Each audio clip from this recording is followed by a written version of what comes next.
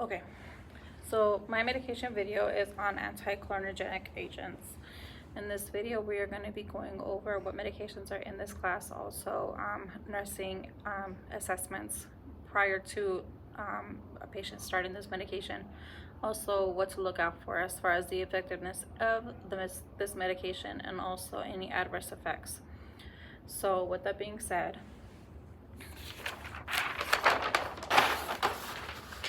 how do these medications work in our system?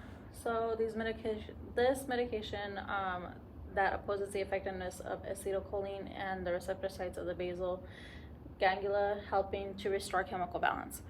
So what that's going to do is, so how these work in our system is they are synthetic drugs that block the acetylcholine from binding to the muscarinic receptors, causing a decrease in parasympathetic activity.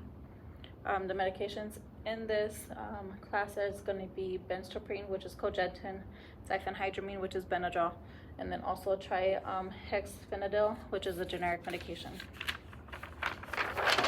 So again, how these medications work in our system is going to be that these are synthetic drugs and they block the acetylcholine from binding to the muscarinic receptors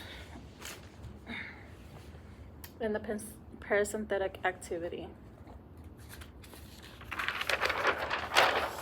So why would somebody be on these medications? What are the indications?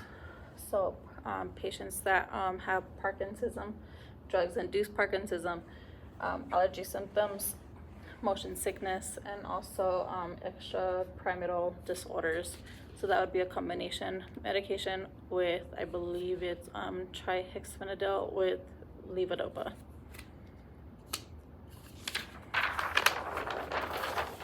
Okay, so for this medication, you would want to gather a nursing assessment prior to starting this medication.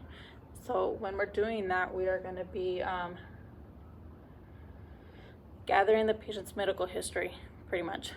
So with that, we're going to gather the patient's any known allergies to this medication or anything else. We are also going to be seeing if the patient is on any type of medication so that we could watch for drug-to-drug interactions. We are also going to be gathering a physical assessment to determine the patient's baseline. So with that, it's going to be a set of vitals. We're going to be watching the patient's vitals so that we can see if there's a dip into the patient's blood pressures or increasing in the heart rate for tachycardia or respiration rates. So vitals prior to medication starting, neurological assessment, respiratory assessment, gastrointestinal, urinary, also ophthalmic assessment. So the reason we are doing this is getting a baseline of the patients to watch for the effectiveness and to look out for any adverse effects that this medication may cause. Also with this, we're going to be monitoring the patient's LFTs, liver function tests, as this medication is metabolized in the liver.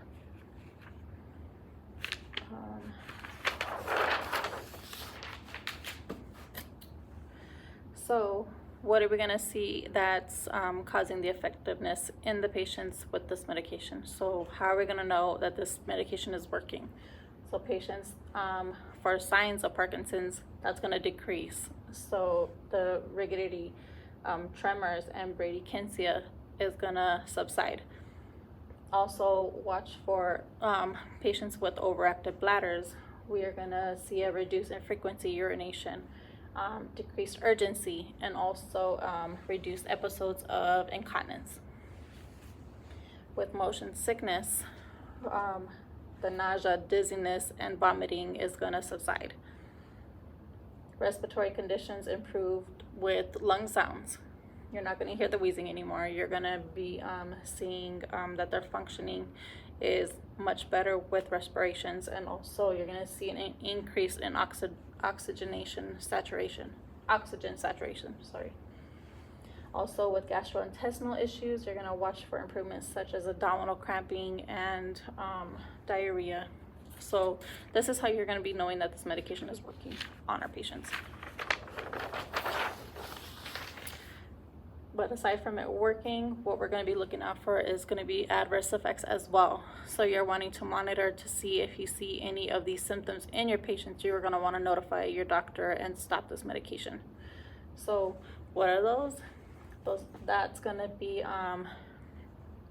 disorientation, confusion, memory loss, agitation, nervousness, delirium, dizziness and lightheadedness, and weakness in the patient themselves. The most common ones are going to be dry mouth, nausea, vomiting, paralytic ileus, and also constipation in our patients. So these ones are the most common ones that have been reported.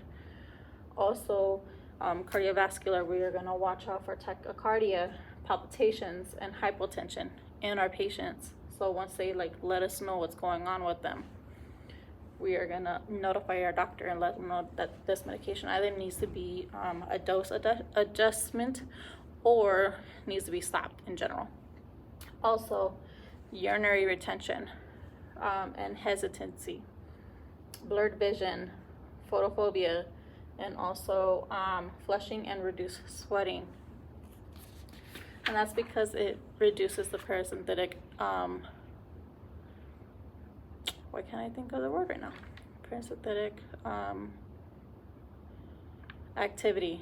There we go. Parasympathetic activity. That's why if the adverse effects is this, it will cause this. So a mnemonic that could possibly help you when you're taking an exam or trying to remember how these medications work in our system, not in our system, but the adverse effects and also the medications in this class in general, would be beware the dry. So why would we beware the dry? Well, we are going to beware the dry because the most common symptoms is going to be dry mouth and dry eyes. The medications in this class are also benzaprine, trihexyphenidyl, and diphenhydramine. So with each of the beginning of the initials is going to be beware, benzaprine, the trihexyphenidyl, and diphenhydramine. So hopefully this could help you. If not, then possibly you could teach me something. And this is going to be my reference, which is going to be Tucker R 2022 Lippincott Course Point Enhanced for Tucker. Carnes Focus on Nursing Pharmacology, 9th edition. And then here is the bottom part, and then this is my video. Thank you.